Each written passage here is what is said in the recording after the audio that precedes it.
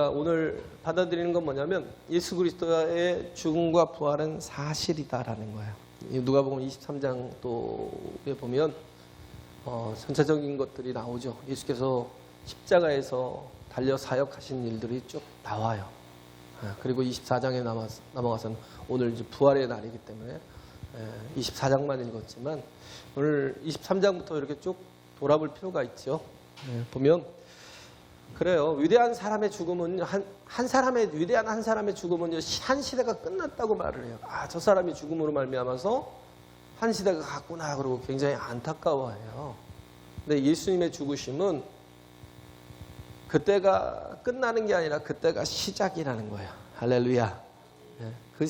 예수님의 시대는 죽으심에서부터 시작되는 것이다. 그렇죠? 그렇기 때문에 먼저 알아야 될 건 뭐냐면 예수님의 죽으심은 사실이다라는 거예요. 그렇죠? 예수님의 죽으심은 분명한 사실이라는 거예요. 예수님이 BC와 AD를 나누시는 가장 중요한 핵심이잖아요. 우리의 시간을 예수님 이전과 예수님 이후로 나누잖아요. BC로, Before Christ, 그리스도 이전의 시대와 아노 도미니라고 하죠. 예수 그리스도의 이후의 시대로. 왜? 구약의 시대와 신약의 시대로, 그죠? 새 언약의 시대로 나눠지는 그 정점이 되는 게 뭐냐면 예수 그리스도가 십자가에 달리신 사건입니다. 그래서 예수님의 시대는 오히려 십자가를 지시는 그 사건에서부터 시작된다라는 거예요. 할렐루야. 죽는 순간부터, 예수님이 죽으시는 순간부터. 그래서 죽는 게 참 중요해요. 우리도 마찬가지예요.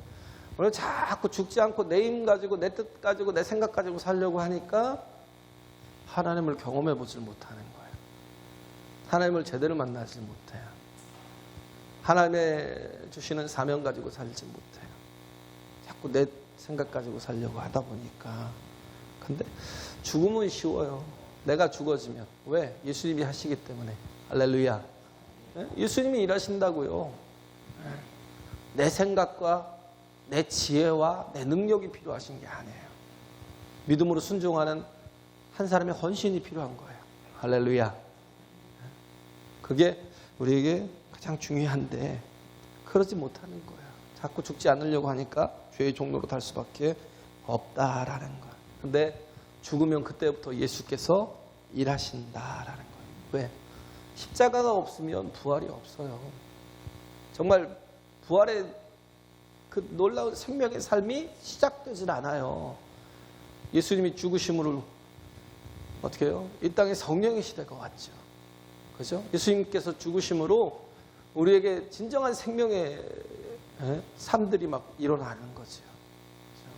우리가 죄와 사망의 원세에 매여 있던 우리들이 성령께서 그리스도 예수의 생명의 성령의 법이 우리를 어떻게 해요? 죄와 사망의 법에서 해방시켜 주시는 거예요. 할렐루야. 자유케 하시는 거예요. 그런 시대가 오는 거예요. 그래서 먼저 죽는 게 참 중요하죠. 그래서 누가복음 9장 23절에 보면 누구든지 나를 따르려거든요. 누구든지요. 나를 따르려거든. 자기를 부인하라는 거예요. 그리고 제 십자가를 지고 나를 쫓으라는 거예요. 할렐루야. 우리도 어떻게 해요? 나를 부인하고 주님 지신 십자가 그거 나도 지고 쫓아가는 거예요. 어떤 사람이 그래요? 예수님의 부활을 믿는 사람이. 예수님의 부활을 경험한 사람은 얼마든지 십자가 지고 갈 수 있어요. 할렐루야. 요한복음도 마찬가지예요. 요한복음에서도 보면 12장 24절에 보면 한 알의 밀이 땅에 떨어져 썩으면 많은 열매를 맺는데 근데 한 알 그대로 있으면 아무것도 아니에요. 그렇죠? 여기 보면 두 사람이 드러나는데 한 사람은 누구였냐면 저기에 보면 23장 50절부터 이렇게 쭉 보면 아리마대 요셉과 또 니고데모라는 사람이 드러나죠. 이 사람들은 전에 어떻게 했어요? 뭐 부자고 사내들인 공회의원이고 가진 게 너무나 많고 잃을 게 너무나 많으니까 예수의 제자임을 은의했다요. 뭐라고 그래요? 드러내지 않았대요. 감췄대요. 그런데 예수 그리스도께서 십자가에 달리신 그 사건을 보고 변한 거예요. 저는 그 백부장의 고백이 있잖아요. 저는 참 하나님의 사람이로다. 고백하잖아요. 우린 예수 그리스도만큼요 죽으시면서 많은 것들을 보여주신 분이 없어요. 예수께서 죽으시면서 하신 일이 뭐예요? 하나님의 사명을 이루시는데 최선을 다하셨어요. 할렐루야. 한번 보세요. 십자가에 달려서 끝난 게 아니에요. 십자가에서 그 모든 남은 사역을 다 이루기 위해서 힘을 다 쓰시는 거예요. 그로 인해서 물론 이제 현상들이 일어나죠. 원래 아침 9시에 십자가에 달리셔서 오후 3시에 죽으셨어요. 근데 12시부터 정오부터 오후 3시까지. 그죠? 6시부터 9시까지예요. 저 이스라엘의 시간으로는 6시부터 9시까지. 오전 정오부터 오후 3시까지. 하늘이 빛을 잃었대요. 하늘이 빛을 잃었다는 건 구름에 가리웠다는 게 아니에요. 그냥 태양이 빛을 잃어버린 거예요. 이건 뭐냐면 뭘 나타내는 거냐면 우리 모든 온 인류의 죄악을 뭐예요? 그에게 다 뒤집어 씌운 거예요. 예수께. 할렐루야. 나의 죄를, 나의 추하고 악하고 더럽고 도무지 구원받을 수 없는 이 죄를 하나님이 예수께 다 전가시킨 거예요. 임피테이션 하신 거예요. 십자가에 달린 예수께 다 부으신 거예요. 온 인류의 죄를 다 쏟아 부으신 거예요.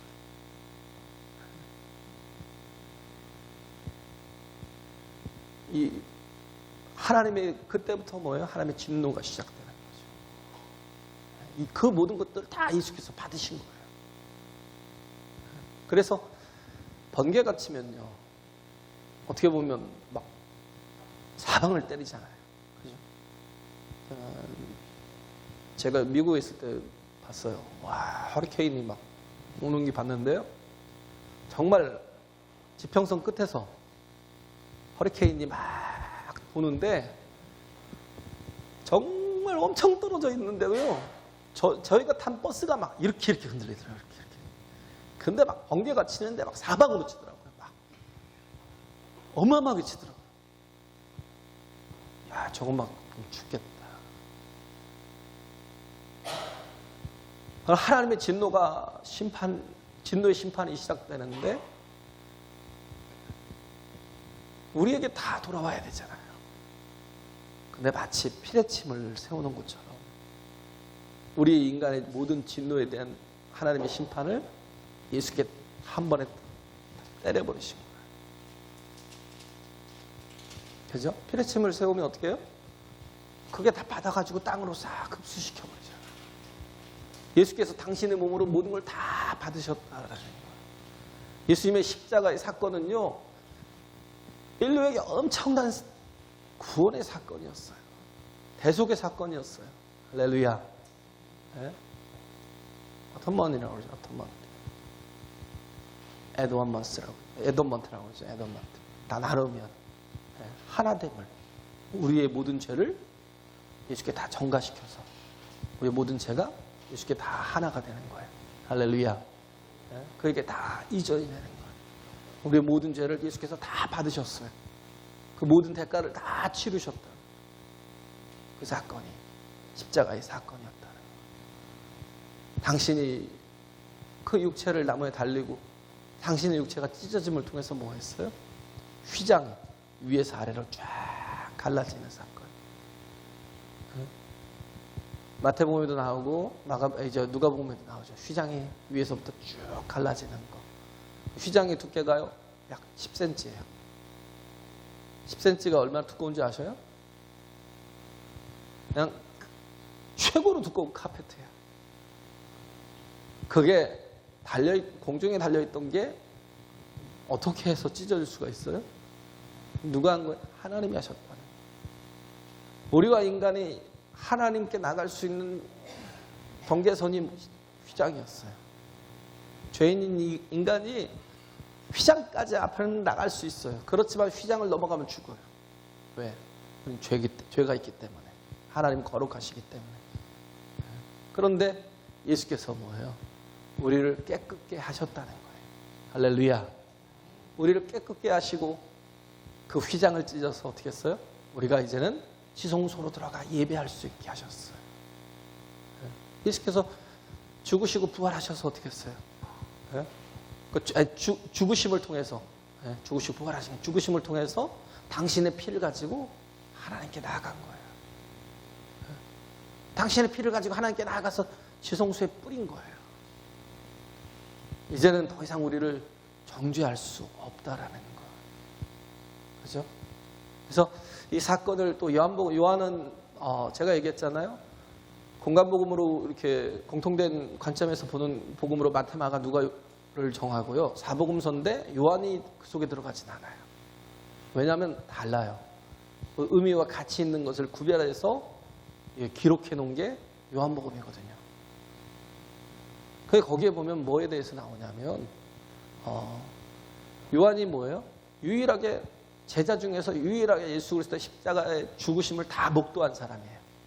나머지는 다 도망갔어요. 네 명의 마리아, 한 사람 마리아인지 아닌지 모르겠지만 3명의 마리아와 한 여인과 또 요한이 그 자리에 있었어요. 예수님의 죽으심을 다 목도했다라는 거예요. 근데 거기서 기록하는 게 뭐냐면 군병들이 예수를 십자가에 못 박으니라 했어요. 죄라는 게 뭘까요? 죄라는 건요, 위치가 바뀌는 거예요. 위치를 벗어나는 거. 하말티아라고 그러죠? 관역을 벗어난다. 자기 주의를, 자기 자리를 벗어나는 거. 네? 마귀가 그랬잖아요.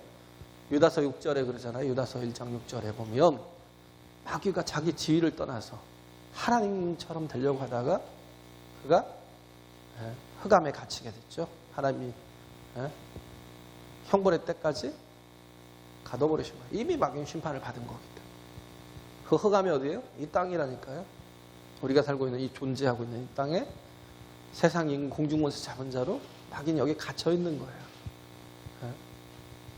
자기 지위를 떠난 거죠.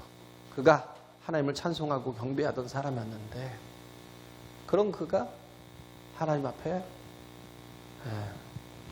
버림을 당해서 쫓겨난 거죠.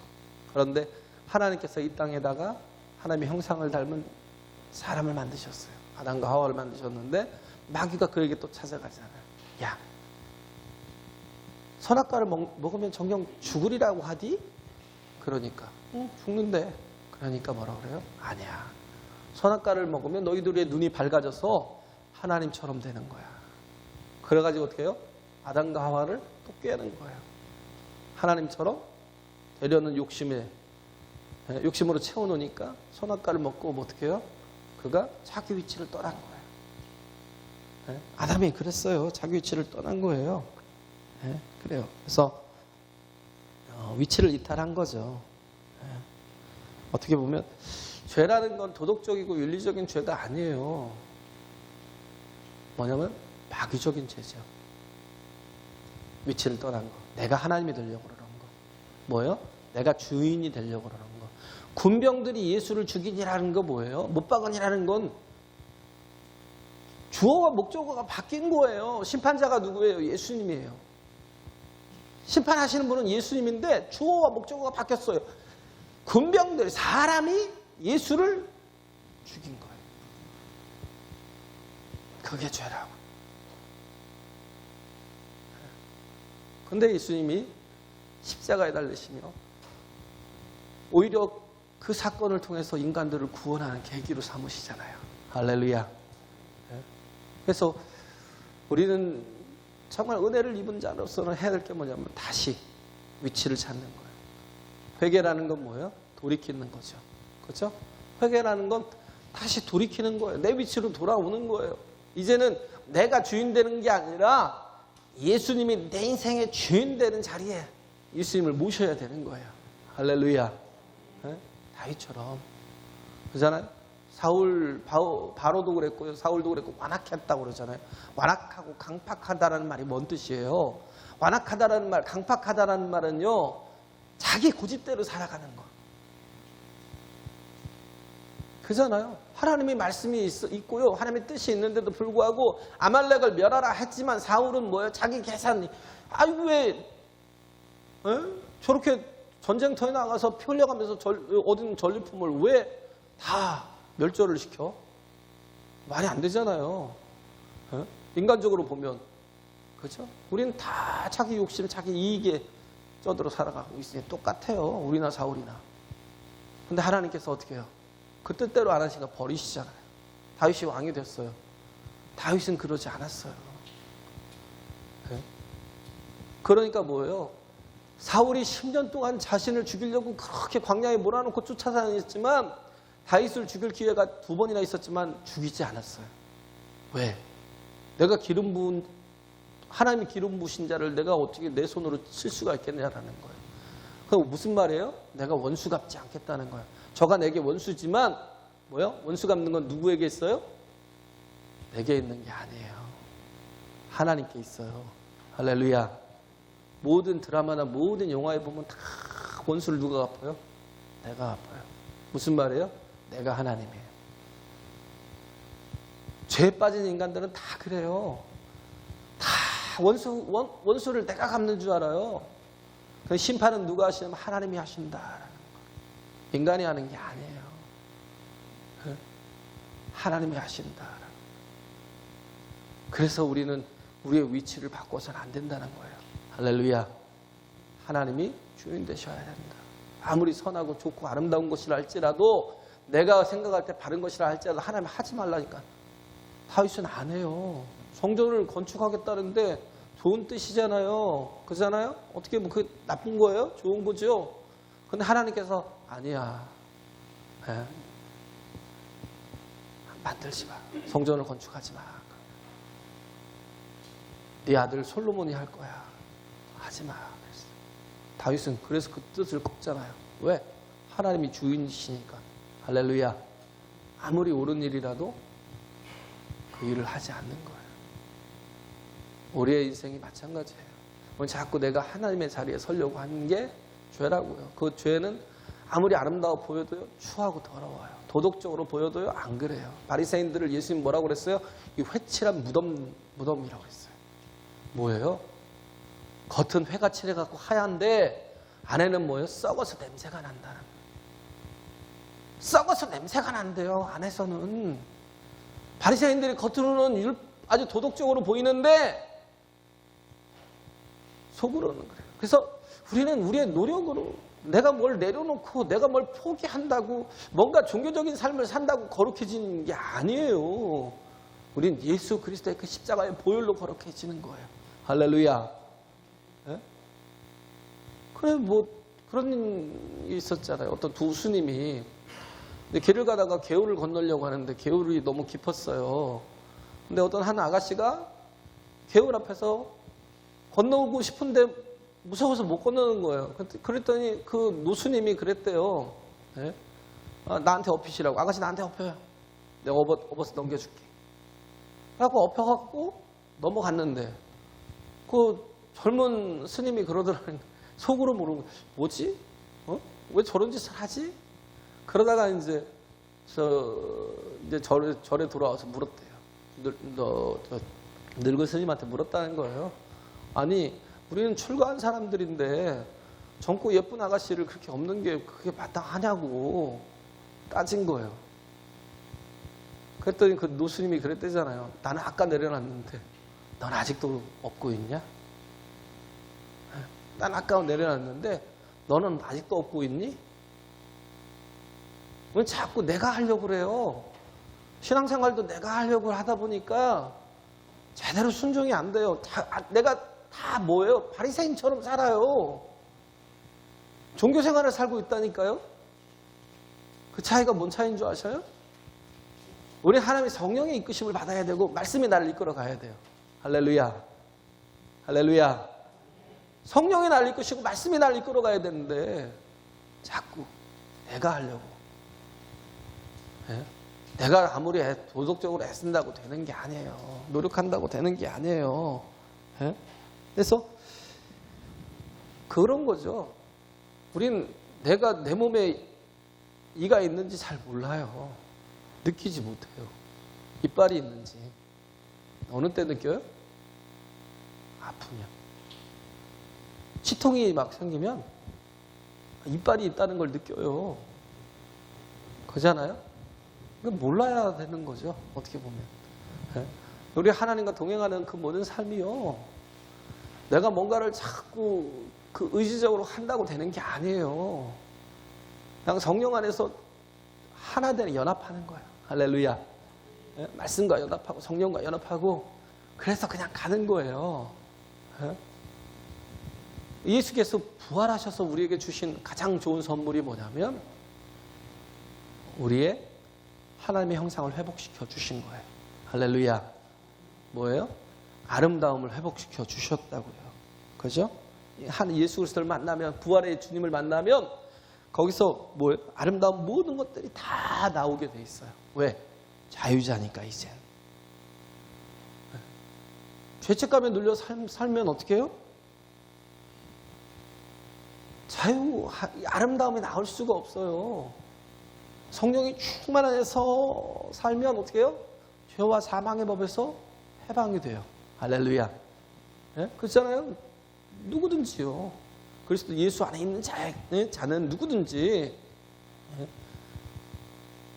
생명의 성령의 법이 죄와 사망의 법에서 너를 해방하였느니라.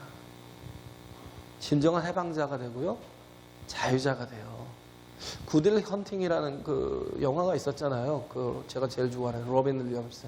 나중에 자살해서 제가 좀 마음이 좀 안타깝더라고요. 예수님이 없었으니까 그랬겠죠. 거기에 보면 윌이라는 사람이 나와요. 윌이라는 청년이 하나 나오는데 굿윌이잖아요. 굿윌. 좋은 윌. 그죠? 근데 그 윌이 천재예요. 수학적으로 되게 천재예요. 근데 어떻게 했어요? 그 속에 죄책감과 자책감과 자책과 또 이렇게 분노가 가득했어요. 죄책과 분노가 가득하니까 뭐예요? 자기 자신을 제대로 살지는 못하는 거예요. 죄책감 때문에, 자책감 때문에, 분노 때문에. 그러니까 그때 그 션 교수가, 그 사람이 이제 러빈이죠. 션 교수가 그런 얘기를 해요. 이건 네 잘못이 아니야. It's not your fault. 이건 네 잘못이 아니야. 그 한마디 때문에 자유가 되는 거예요. 자기 자신을 찾는 거예요. 우리 예수님이 그래요. 우리 예수 그리스도의 십자가를 보고 이제는 뭐예요? 그 십자가 부활을 경험한 사람은요, 얘는 자유자라고요. 할렐루야. 이젠 자유자라고요. 그래서 이제는 하나님의 아름다운 형상이 회복되어 가는 사람. 나 자신을 회복시켜 가는 사람. 그죠? 그런 거예요. 그게 안 보면 그런 사람들이 많죠. 부모님들이 그래요. 자녀들을 향해서. 쟤 어렸을 때는 안 그랬는데 요즘 왜 저러죠? 왜 그러겠어요? 예수님이 없어서. 여전히 죄책감 때문에 죄로 인해 살아가니까 거기서 해방되지 못하니까 죄와 사망의 권세에 묶여 있으니까 아무리 노력해도요, 인간이 노력한다고 되는 건 아니에요. 근데 예수를 만나면요, 그 순간부터 정말 하나님의 영광된 자녀로서의 삶을 살 수 있어요. 할렐루야. 그래서 해방이 필요한 거예요. 이 일을 위해서 예수께서 십자가 지신 거고, 그리고 가운데서 부활하신 거예요. 할렐루야. 그래요. 그래서 우리는 성령이 충만한 사람이 되어야 된다는 거. 여기서 보면, 본문에 보면 그러잖아요. 안식구 첫날 새벽에 이 여자들이 그 예비한 향품을 가지고 무덤에 가서, 뭘 가지고 왔어요? 무덤에 갔어요. 뭘? 향품을 가지고. 헛된 짓을 한 거죠. 왜? 예수님이 말씀하셨잖아요. 내가 죽어야 될 것이고 사흘 만에 부활할 거야. 근데 예수님이 죽으실 당시에는 이 제자인 요한도 그렇고 그 자리에 있었던 여인들도 그렇고 예수님의 장례를 준비를 하나도 하지 못했어요. 근데 그때 누가? 아리마대 요셉과 니고데모가 그 시체를 달라고 해서 결국 가져다가 아무도 쓰지 않은 빈 무덤에, 원래 이스라엘의 그 무덤은요, 이 굴이거든요, 굴. 가족묘예요, 가족묘. 아브라함의 아내 사라가 묻히고, 그 다음에 아브라함이 묻히고, 그 다음에 이삭이 묻히고, 나중에 보면 또 요셉이 또 거기에 묻히고, 야곱이 묻히고, 또 요셉이 묻히고, 430년 후에 돌아와서 요셉의 그 유고를 거기에 안치하고, 그 막벨라굴에 다 넣는 거예요. 근데 신기하게 예수님이 묻힌 곳은요, 빈무덤이었어요. 요셉이 어떻게 했어요? 예수님을 위해서 빈무덤을 준비한 거예요. 그래서 그곳에 예수님이 들어가셨기 때문에 어떻게 해요? 들어갔잖아요. 무덤에 들어간 자는 있어도 나오는 자는 없잖아요. 근데 예수님 어떻게 했어요? 나오셨어요. 부활하셨어요. 거기 만약에 그 무덤 안에 많은 시체들이 있었으면 이건 뭐 조작이야. 이거는 기독교인들의 모략이야. 막 이러면서 그렇게 얘기했을 수 있어요. 근데 그 무덤은 뭐예요? 아무도 쓰지 않았던 빈 무덤이었다. 그리고 뭐예요? 돌로 막아놓고 로마 군인들이 지켰던. 다른 복음서에 보면 여인들이 부활의 아침이죠. 주일날 아침에 가서 향품을 들고 막 갔는데 걱정을 하는 거예요.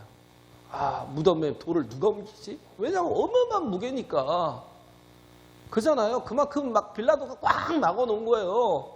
더 이상 술을 못 쓰게. 그런데 그 걱정을 하고 가는 거예요. 누가 옮겨주지? 예수님이 그때서야 예수님이 그 시체에 향품을 바르려고. 그게 뭐예요? 헛된 짓을 하는 거예요. 그죠? 최선을 다하고 정성을 다하는데 무의미한 짓을 하는 거예요. 뭐 때문에 무의미한 짓을 해요?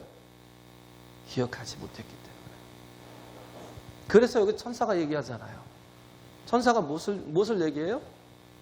기억하라는 거예요. 예수께서 전에 너에게 했던 말씀을 기억하라는 거예요. 그가 십자가에 달려야 되고 3일 만에 다시 살아나야 할 것을 기억하라는 거예요. 할렐루야. 우리도 마찬가지예요. 하나님의 말씀이 없으면 헛된 짓을 하고 살아요. 하나님의 말씀을 기억하지 못하면 내 인생에 허망한 짓을 하고 살아요. 신앙생활을 하는 것 같은데 이런 무의미한 짓들을 요즘은 그잖아요. 보면 뭐 역사 그러면 남겨진 게 뭐예요? 무덤들. 왕의 무덤 막 뭐 잘 살다 뭐 부자로 잘 살던 사람의 무덤 화려하죠. 무덤만 남아요. 무덤만. 그잖아요. 그 죽은 사람에 대해서 막 그렇게 막 애쓰고 뭐 살아계실 때는 제대로 안 하더만 막 돌아가시니까 뭐 누가 그랬대요? 2천만 원짜리 그 삼배요? 2천만 원짜리 가치나 있겠어요? 근데 2천만 원 돈을 주고 그 3배를 해가지고 저 있잖아요. 그럼 3배 뭐예요? 그렇게 해서. 예수님도 마찬가지예요. 이렇게 세마포에 이렇게 원래 예수님과 지금 이 요한복음 11장에 보면 죽은 나사로가 살아나오잖아요. 그죠? 여기서 다른 점이 뭔지 아세요? 나사로는요, 이게 감긴 채로 이렇게 나온 거예요. 걸어 나온 거예요. 예수님이 그러잖아요. 나사로야 나오라 하고 부를 때 그가 그냥 꽁꽁 이게 미라를 막 감아놓은 것처럼 그런 것처럼 이렇게 나왔는데 예수님의 무덤에 갔더니 뭐만 있어요? 세마포만 있어요. 뭐예요? 그냥 그 형태로 그냥 그 세마포만 있고 예수님은 그냥 사라진 거예요. 풀린 것도 아니고요. 그대로 그냥 사라진 거예요. 수건만 개켜 있었고.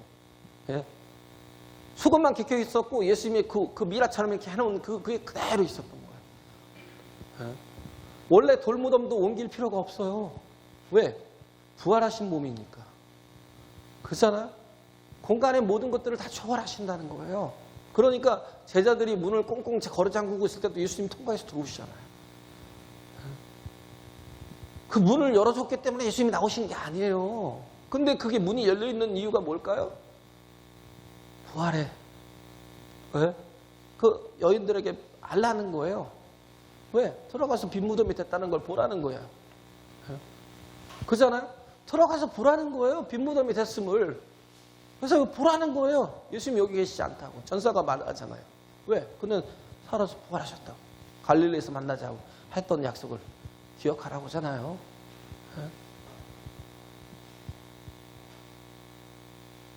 우리는 다 보면 자꾸 잊어버리는 게 말씀을 잊어버려요. 기억하지 못하니까 자꾸 뭘로 살아요? 내가 아직도 어둠 가운데 살아요. 내 힘 가지고 살고 막 힘들어하고 막 좌절하고 절망하고 맨날 염려로 살고. 왜? 부활의 주님을 보지 못하니까. 부활의 주님을 만나지 못하니까 자꾸 자기 염려로만 살아가는 거예요. 근데 부활의 주님을 만난 사람은 염려로 살지 않아요. 정말 얼마든지 십자가 지고 나갈 수 있어요. 할렐루야. 십자가 지고 가는 것 중요하죠. 어떤 사람이 변화가 돼요? 예수님을 만난 사람, 부활의 주님을 만난 사람. 고린도전서 15장에 보면 4절부터 8절에 보면 뭐라고 되어 있어요? 부활한 주님을 만난 사람, 베드로부터 해서 12제자, 그죠? 그리고 뭐 500인의 성도들, 그리고 야고보에게도 보이시고, 예수님의 동생 야고보에게도 보이시고, 그리고 또 뭐 여러 증인들에게도 보이시고, 사도들에게 보이시면서 만삭되어 나지 못한 내게도 보이셨대요. 내가 만나야 돼요, 부활의 주님을. 할렐루야. 우리는 다 만나야 돼요. 내가 직접 만나야 어떻게 해요? 이젠 내 삶이 변화돼요. 내가 아직 변화되지 못했다라는 건 내가 아직도 염려를 가지고 살고 두려움 속에 살아가고 막 어떻게 무엇을 먹어야 될지, 무엇을 막아야 될지, 무엇을 입어야 될지를 막 그것 때문에 하나님 앞에 제대로 서지도 못하고 막 이러고 있으면 한번 돌아보세요. 내가 정말 부활의 주님 만났는지. 이 만삭되어 나지 못한 내게도 보이셨다는 거예요. 그러니까 뭐예요? 두려움이 없어요. 왜? 그에게는 부활이 있으니까. 할렐루야. 예수님이 부활의 첫 열매가 되시니까. 그러니까 처음에 바울이 변화될 때는요, 스데반부터 이렇게 나오잖아요. 바울의 역사를 시작이 뭐예요? 스데반부터. 스데반이 뭐 이게 돌에 맞아 죽는데도 말씀을 전하다가 막 분노해갖고 바울로부터 모든 사람이 분노해갖고 막 돌로 막 내려치면서 막 그러는데 그런 와중에도 얼굴이 환하게 밝아지는 거예요. 왜? 내가 보좌에 서신 주님을 보노라 그런 거예요. 그건 누구의 경험이에요? 스데반의 경험이에요. 자기는 경험하지 못한 거예요. 이상하다는 걸 느꼈지만 뭐예요? 믿지 못한 거예요. 그러니까 더 악하게 핍박한 거죠. 그러다가 다메섹 도성에서 어떻게 했어요? 스데반이 만난 주님을 자신도 만난 거예요. 할렐루야. 부활의 주님을 만났다고요. 그러니까 만삭되어 나지 못한 내게도 보이셨다라고. 내가 왜 이렇게 변화됐는지 아냐. 주님이 나를 만나 주셨기 때문에. 할렐루야. 내게도 부활의 주님을 보여주셨기 때문에. 우리도 그래요. 우리도 부활의 주님 만날 수 있어요. 사모하면. 할렐루야. 그분이 뭐 성령으로 내 안에 임재하실 수 있다고요. 그 생명으로 내 안에 임하실 수 있다고요. 할렐루야. 예수님께서 하신 일이 뭐였어요? 십자가 지신 일이 다 이루었다. 다 이루신 거예요. 내가 목마르다라고 말하는 것까지도 한마디도 다 하나님의 뜻을 이루기 위해서. 성경에 예언된 모든 말씀을 이루기 위해서 그 십자가의 고통 속에서도 내가 목마르다 그런 거예요. 하나도 놓치지 않고 다 이루시려고. 그래서 포도주의 그 신포도주를 먹고 그렇게 다 끝내시고 나서 하신 말씀이 뭐예요? 다 이루었다. 비슷한 분이 내가 뭐라고 했어요? 주기철 목사님 같은 분. 그분은 안 죽어도 됐어요. 안 죽을 수 있었어요. 주기철 목사님은 그 신앙 그 조금만 타협하면 됐어요. 그냥. 근데 마지막 설교하고 5가지의 기도 그러고 설교하고 가서 죽었어요. 내가 이 죽음의 권세를 이기게 해달라고. 또 뭐예요? 그 장기간의 그 핍박을 고난을 견딜 수 있도록. 그리고 내 노모와 늙은 노모와 또 우리 처와 자식과 또 우리 성도들을 하나님께 부탁한다고. 그러면서 내가 뭐예요? 의를 잘 이룰 수 있도록 도와달라고. 그렇게 한 가지는 잘 기억이 안 나요. 5가지 기도를 하고 한번 찾아보세요. 저기 다음에 치면 나와요. 주기철 목사님 5가지 기도 그게 마지막 설교였거든요. 그걸 하고 들어가서 당당하게 순교하죠. 다 이루기 위해서. 우리의 인생도 이루는 거예요. 십자가 지고 가는 거예요. 정말 이루는 삶을 살자고요. 할렐루야. 제가 얘기했잖아요. 김영애 씨.